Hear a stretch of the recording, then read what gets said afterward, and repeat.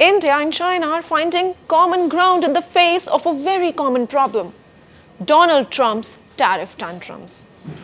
We all know that the US president has pulled out his favorite weapon, tariffs. This time, a whopping 50% tax was slapped on Indian goods. Why?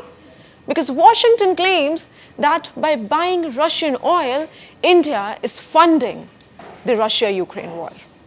Donald Trump trying to play economic cop, jury, and executioner all at once.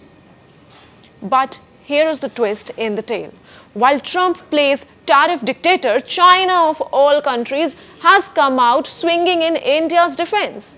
The Chinese ambassador to India, Feihong, minced no words. He called the US what many quietly whisper but rarely say on record: a bully. China said that silence only emboldens the bully. The US has long benefited from free trade but is now using tariffs as bargaining chips. China will firmly stand with India.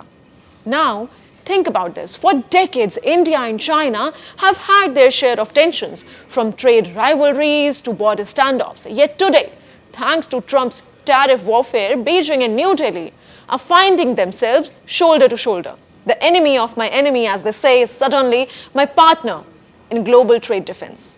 The Chinese envoy went a step further. He said if India and China live in harmony, they can preserve what he called the Asian miracle. Now, that's just a diplomatic way of saying, Mr. Trump, Asia is not buying your drama. Let's decode this.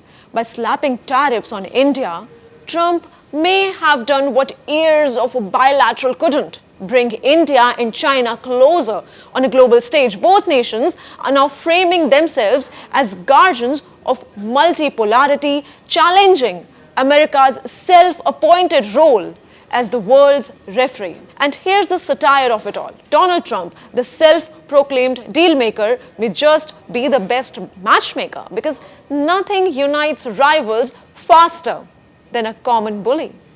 So while Donald Trump raises tariff walls, India and China are building bridges.